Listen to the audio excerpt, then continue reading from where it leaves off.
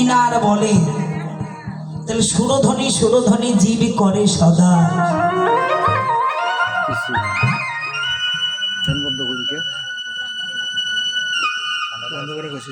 কিন্তু সুরধ্বনি যেখানে আছে সেইখানটার খবর জানে না। ভগবান ভগবান বলে জীব কাঁদে, ভগবান আমার যে ঘরে আছে সেই ঘরের খবর না করে। ভগবান কোথায়? মন্দিরে ছুটে গেলাম, ভগবান নাই। গয়াকাশী মথুরা হরিণী দ্বারা দ্বারকা পুরী মক্কা মদিনা ঘুরে দেখলাম আমার ভগবান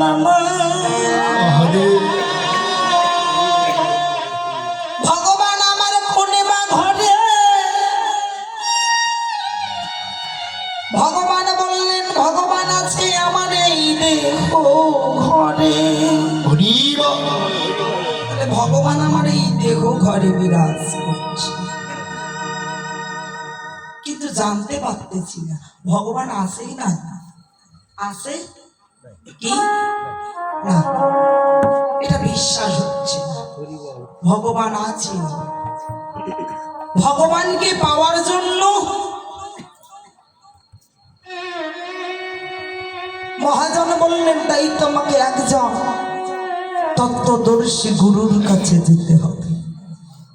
আচ্ছা, প্রশ্নটা হলো গুরুদেবের সঙ্গ নিতে হবে। নাম তো সবাই গায়, গায় না? গুরু তো সবাই হবে। তাকে দেখো পার্থিব জগতে বট গাছের নিচে কোনোদিন বটের চারা পাওয়া যায় না, তাই বাবা?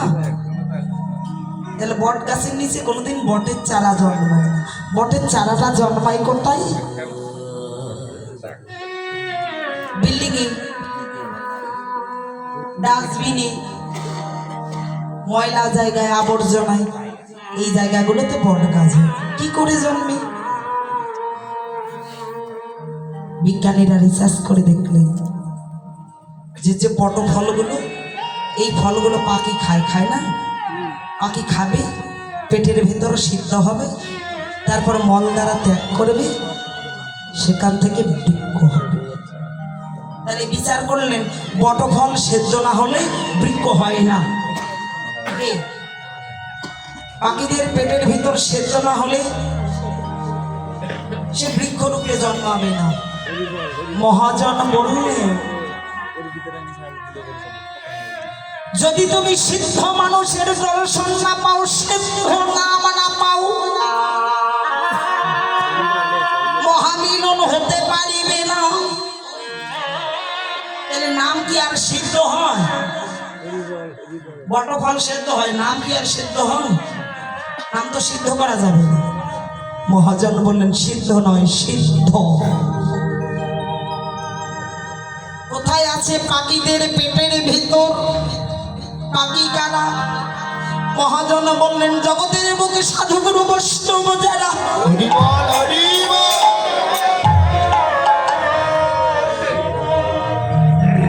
তারাই হলো পাখির সমান। পাখিদের পেটের ভেতরে যে মহাজ্ঞানীদের ভেতর শ্রেষ্ঠ নাম আছে, নামের সন্ধান করো।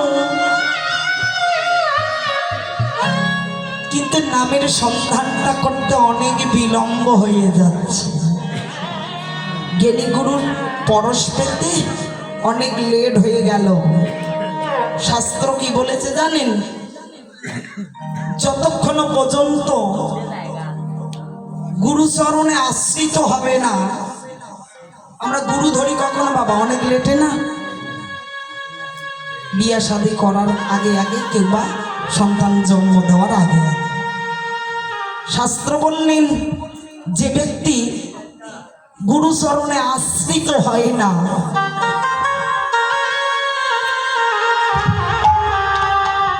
তার দেহটা অপবিত্র। যে জায়গায় বসে ওই জায়গা পর্যন্ত অপবিত্র হয়। আচ্ছা, অপবিত্র জায়গায় ভালো কিছু জন্ম, তাহলে কৃষ্ণ নাম শুনতে ভালো লাগে তাদের? তাতে নিজের দেহটাই অপবিত্র।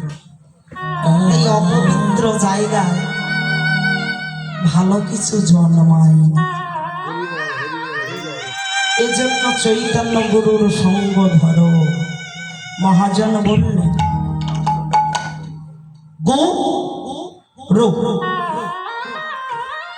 গু শব্দের অন্ধকার, রুদে আলো।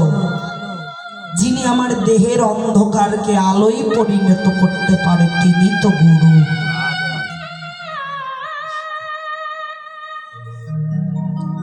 সিদ্ধ ব্যক্তির পরশ ছাড়া হরিনাম করলে স্বয়ং ভগবানও মেনে নেয় না। কেন জানেন? দেবশ্রী নারদকে তো সবাই চিনি না বাবা?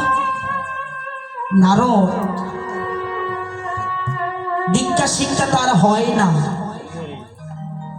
নারদ কিন্তু হরিনাম করে প্রত্যেক দিনে। দেখে যে বৈকুণ্ঠ থেকে ফিরে আসছে, কিন্তু নারদ যে জায়গাটায় বসে ভগবান শ্রীকৃষ্ণ সেই জায়গার মাটি 3 আঙ্গুল অর্থাৎ 3 মুষ্ট পর্যন্ত কেটে আর এক জায়গায় ফেলে।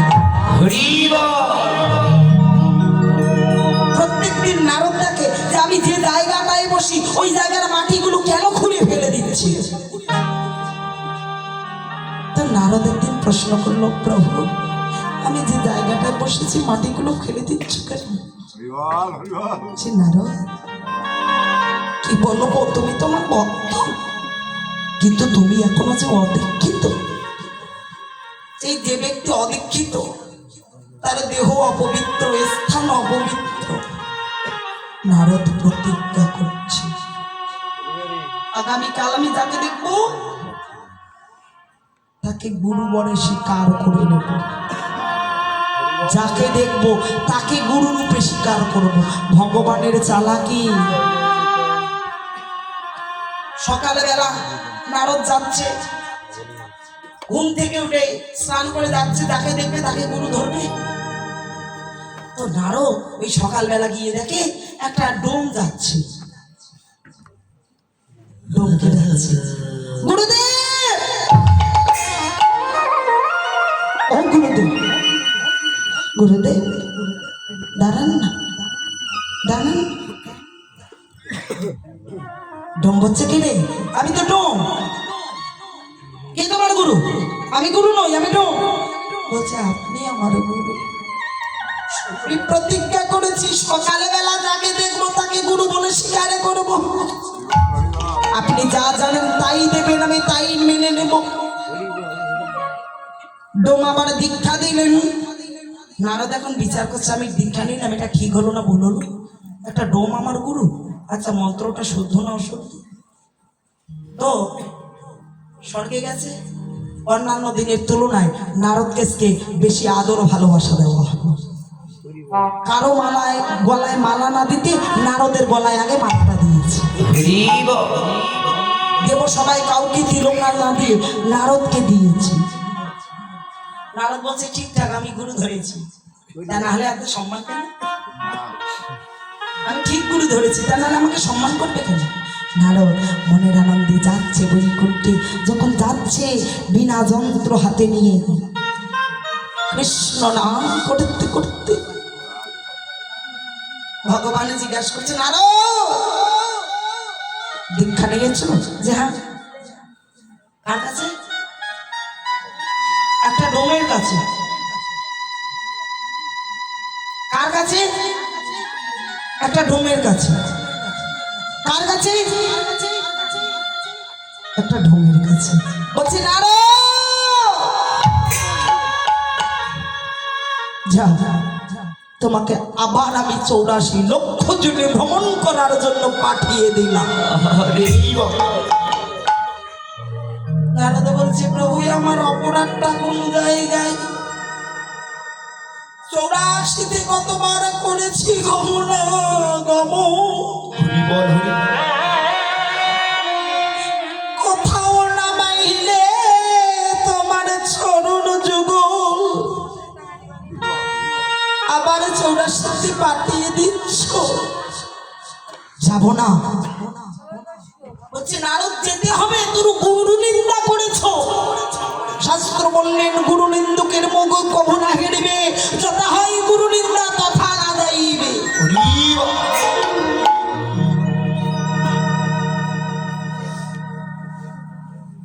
ভগবানের আদেশ, নারদ চলে যাচ্ছে বিনা যন্ত্র হাতে লইয়া। যন্ত্র ছাড়া গান গায় বিনা, তিনটি সুরে অর্থাৎ তিনটি তারে গান করে। সবাই দেখি তো একটা বিনা যন্ত্র, তাই না? বি না না, কোনো যন্ত্র না, কিন্তু তার আছে, সেখানে স্বর বাজে। নারদ আমার কোন যন্ত্র, হৃদয় যন্ত্র বাজাইয়ে দিয়ে তিনটি তারে ইরা ফিঙ্গলা শ্বশুর বানাড়িতে গানে গাইছে। কৃষ্ণ নাম গাইতে গাইতে যখন নারদ আমার চলছে পথের দিকে, এমন সময় রাধারানী জিজ্ঞাসা করছে, এই নারদ ভাই, কাঁদছিস কেন রে? আই কাঁদিস কেন, কি হলো? রাধে, প্রভু তো আমাকে আমার সৌরাষ্ট্রে পাঠিয়ে দিল। তাই তো নারদ একটা কাজ করো না, তো চৌরাশিতে পাঠিয়ে দিয়েছে, হ্যাঁ, কিন্তু রাধে, আমি চৌরাশিতে যদি আবার চলে যাই, বদনে কোনদিন কৃষ্ণ নাম গাইতে পারবো না, প্রভুর ভক্তির চরণ দর্শন হবে না।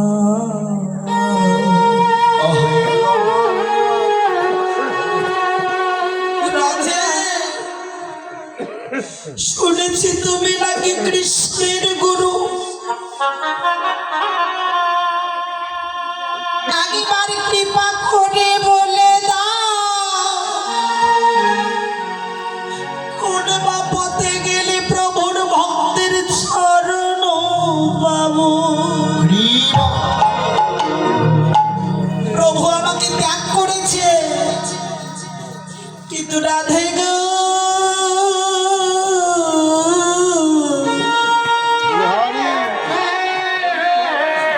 দেহ থেকে তুমি আমার প্রাণটা নিয়ে না,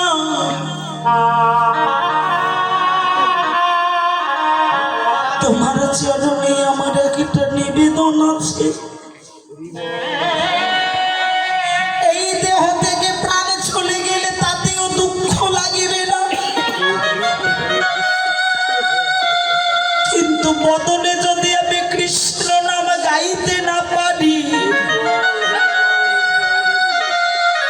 কোনদিনই যদি প্রভুর চরণের ভক্তর দর্শন না পাই, তোমার চরণে নিবেদন আছে, তুমি আর যাই করো না কেন, ভক্তের চরণ ছাড়া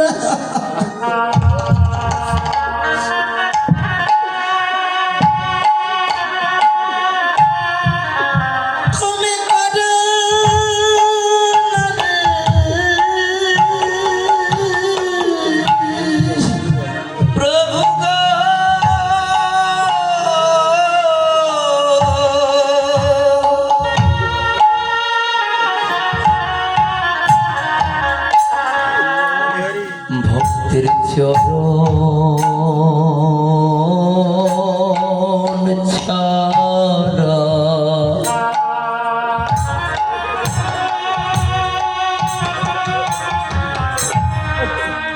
আমায় গুরু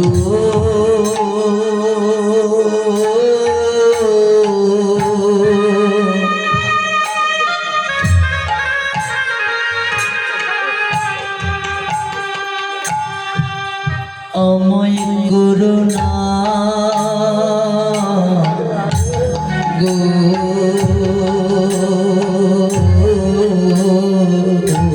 জানি না আমি প্রভুর চরণে কত জন্মে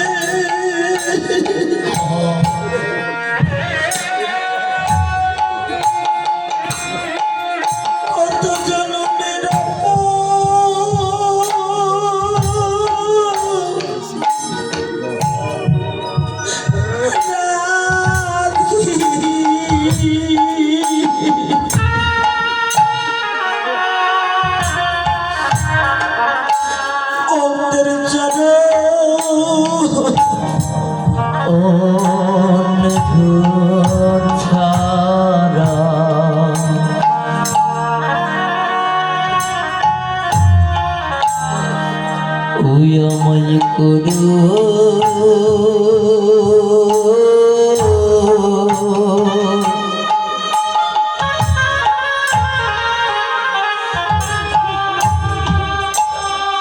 আমায় করুণা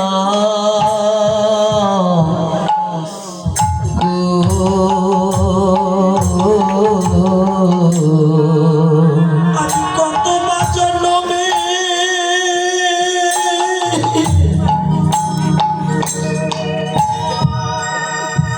জন্মিনার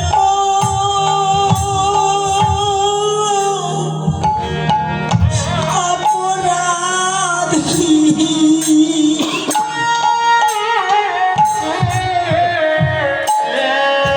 ভক্তের অন ছাড়া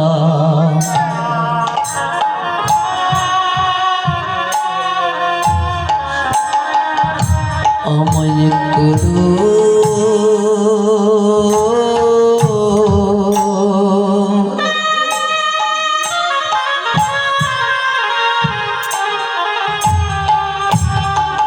আমায় করুণা গো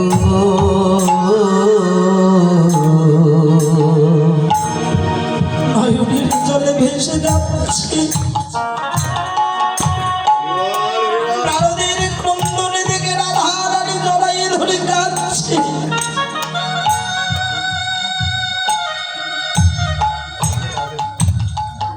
রাধা রানী জিজ্ঞাসা করছে নারদ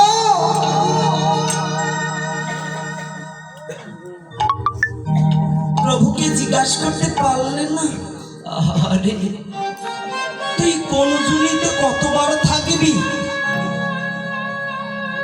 জিজ্ঞাসা তো করে নিতে পারতিস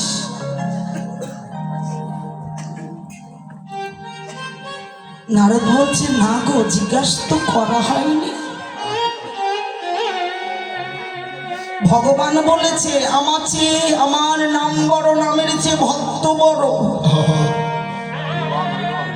ভগবানের চেয়ে যদি ভক্ত বড় হয় তাহলে ভক্তের বুদ্ধিগুলো অনেক বড় হবে কি তাই না বাবা ভগবানের চেয়ে যদি ভক্ত বড় হয় ভক্তের বুদ্ধি অনেক বেশি রাধারানী মাটির মধ্যে একটা অঙ্কন করে দিয়েছে কি 84 লক্ষ জনই মাটির মধ্যে অঙ্কন করে দিয়েছে দিয়ে বলছে নারদ তুই কোন জুনিতে কতবার থাকবি বলতে পারিস না তো আমি তোকে মুক্তি দিতে পারি বলে কি করে তুই ডান দিক থেকে আরম্ভ করে গড়াগড়ি দিতে দিতে দিতে বাম দিকে যাবি বাম দিক থেকে আবার গড়াগড়ি দিতে দিতে ডান দিকে আসবি একবার যাবি একবার আসবি তোর 84 লক্ষ জনই লাভ হয়ে